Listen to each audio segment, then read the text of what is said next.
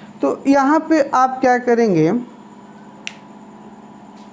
कि सबसे पहला काम प्रेशर का आपने निकाल लिया डायमेंशन, v आपकी वेलोसिटी है उसका डायमेंशन निकाल लीजिए, और टोटल जो डायमेंशन होगा वो डायमेंशन a का होगा। ठीक है, चलिए यहाँ पे क्वेरी आ रही है ग्रेविटेशनल लॉ के बारे में। ठीक है, थोड़ा सा इसको हम लोग ये क्वेरी तो क्लास अलग हो जाएगा, कोई इशू नहीं है। F is equal to g/m1m2/r², ये एक्चुअली एयरफोर्स के स्टूडेंट्स हैं।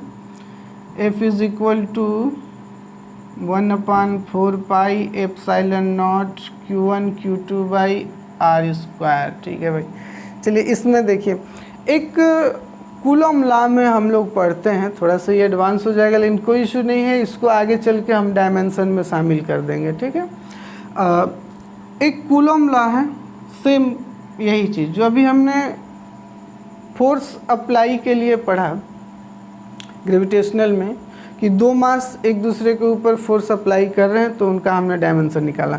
उसी तरीके से क्लास 12th का जो फर्स्ट चैप्टर है इसमें होता है कि दो चार्जेज एक दूसरे के ऊपर अप्लाई हो रहे हैं, फोर्स अप्लाई कर रहे हैं। दो चार्जेज जब एक दूसरे के ऊपर फोर्स अप्लाई करते हैं तो यहाँ पे इनका डिस्टेंस है r। तो कूलम ने क्या किया कि न्यूटन के ग्रेविटेशनल फोर्स को कॉपी किया, यहाँ पे कहा कि ये जो दो चार्जेज हैं इनका जो फोर्स है टोटल फोर्स वो सबसे पहले क्या होगा, force is directly proportion to product of charge q1 into q2 and inversely proportion to r², और उसको उसने मिला दिया। और यहाँ पे हम लोग क्या करेंगे, एक कांस्टेंट लिखेंगे। तो क्वेरी आई है कांस्टेंट को लेकर के कि यहाँ पे कांस्टेंट g क्यों नहीं आया। बिल्कुल अच्छी क्वेरी है आपकी।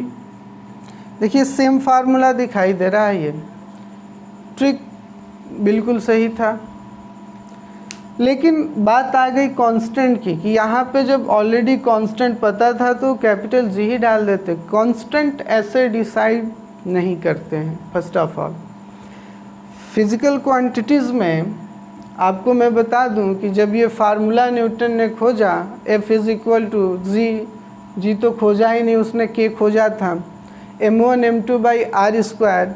फार्मूले के बहुत दिन बाद जा कर के हमें पता चला कि यहाँ पे कैपिटल G होता है। उसने कांस्टेंट बहुत दिन बाद खोजा, इस कांस्टेंट की जो वैल्यू होती है 6.67 इंटू 10⁻⁻11। ठीक है, ये बहुत समय बाद खोजा गया। तो कांस्टेंट का डिसाइड करना कि कहाँ पे क्या होगा बहुत सारे फिज़िकल क्वांटिटीज़ को देखते हुए किया जाता है। जैसे मैंने आपको स्टार्टिंग में ही बताया कि यहाँ पे जो फोर्स अप्लाई होगा वो सेंटर टू सेंटर होगा। ग्रेविटेशनल फोर्स यहाँ पे 2 मास है आपके M1 M2, इसका जो फोर्स अप्लाई होगा वो सेंटर टू सेंटर होगा। यहाँ जो फोर्स अप्लाई होगा, याद रखिए, अगर यहाँ पे कोई आपका एक चार्ज है, चाहे वो जैसा भी चार्ज हो, पॉजिटिव हो या निगेटिव हो, ये हर तरीके से अपने चारों ओर सराउंडिंग में ये फोर्स अप्लाई करता है। इसका force centre to centre apply नहीं होगा। यहाँ जो पॉइंट है आपका लास्ट एंड का पॉइंट है, स्टार्टिंग फर्स्ट के पॉइंट पे फोर्स अप्लाई करेगा। ठीक है, तो पहला अंतर तो यहीं पे आ गया, दोनों के फोर्स को अप्लाई करने का तरीका। दूसरा अंतर, और भी बहुत सारे अंतर है जो कि क्लास 12 के स्टार्टिंग चैप्टर में काफ़ी ज़्यादा वो लंबा वीडियो भी बना है, उसका डिस्क्राइब मैंने किया था उस दिन। मिनिमम 120 मिनट्स का वो वीडियो था शायद, तो उसमें बहुत सारे इसमें डिफरेंस दिखाए गए हैं, तो उसको आप एक बार और देखिए। तो कहने का मतलब है कि कांस्टेंट शो होने के लिए हमें कई सारी चीज़ों को देखना होता है। और भी बहुत सारे इसमें रीज़न थे कि ये जो चार्जेस हैं हमारे 2 नेचर के हो जाते हैं, पॉजिटिव और नेगेटिव। ऐसा यहाँ पे नहीं है, ये फोर्स ऑफ अट्रैक्शन है, ओनली फोर्स ऑफ अट्रैक्शन है, ओनली फोर्स ऑफ अट्रैक्शन। यहाँ पे जो फोर्स अप्लाई होगा मास के बीच में, वो सिर्फ और सिर्फ अट्रैक्शन का होगा। ये रिपल्स नहीं कर सकते, ये एक दूसरे को दूर नहीं हटाएंगे, सिर्फ और सिर्फ खींचेंगे। और ये जो चार्ज पे फोर्स अप्लाई हो रहा है, ये एक दूसरे को दूर भी हटा सकते हैं, एक दूसरे को नज़दीक भी खींच सकते हैं। It's depend on their nature. ये चार्ज पॉजिटिव पॉजिटिव हैं या निगेटिव निगेटिव हैं या फिर पॉजिटिव निगेटिव हैं, इस पे ये बात डिपेंड होती है। ओके, तो अभी आप लोगों के लिए सिर्फ इतना ही है कि आप डायमेंशन का जो नोट्स है उसको पढ़िए, डायमेंशन फाइंड आउट कीजिए अपने से। नियर अबाउट 135 उसमें लिस्ट में क्वांटिटीज़ को शामिल किया गया है और नियर अबाउट 70 to 72 क्वेश्चंस हैं। जो भी अब क्लासेस चल रहे हैं, थोड़ा सा पैटर्न बदल गया हम लोगों का, कोई इशू नहीं है, बाकी चीज़ें सेम रहेंगी। बस यही है कि जो भी आप लोगों का फ़ी वगैरह है उसको बिल्कुल हर एक तरीके से हटा दिया गया है, कोई इशू नहीं है। तो इसी में मैं एयरफोर्स और नेवी को भी लेकर चलने वाला हूँ। सबसे बड़ी बात, थोड़ा सा टाइमिंग को लेकर के दिक्कत हो रहा है, तो इसीलिए अब ये सब वीडियो जब यूट्यूब पे होंगे ही तो आप लोग वहाँ से भी देख सकते हैं। तो जो क्लासेज आपके एयरफोर्स और नेवी के हैं और 11th और 12th के हैं, तो 11th और 12th के सिलेबस के साथ साथ जब थ्योरी पढ़ाई जाएगी तो उसमें वो थ्योरी एयरफोर्स नेवी के लिए भी होगी। और सेकेंड चीज़, जब हम लोग न्यूमेरिकल में आएंगे तो थोड़ा सा हम लोग हटेंगे, लेकिन न्यूमेरिकल भी स्टैंडर्ड बढ़ जाएगा उससे क्लास का, तो कोई इशू नहीं है, एक ही क्लास चलने दीजिए आप लोग।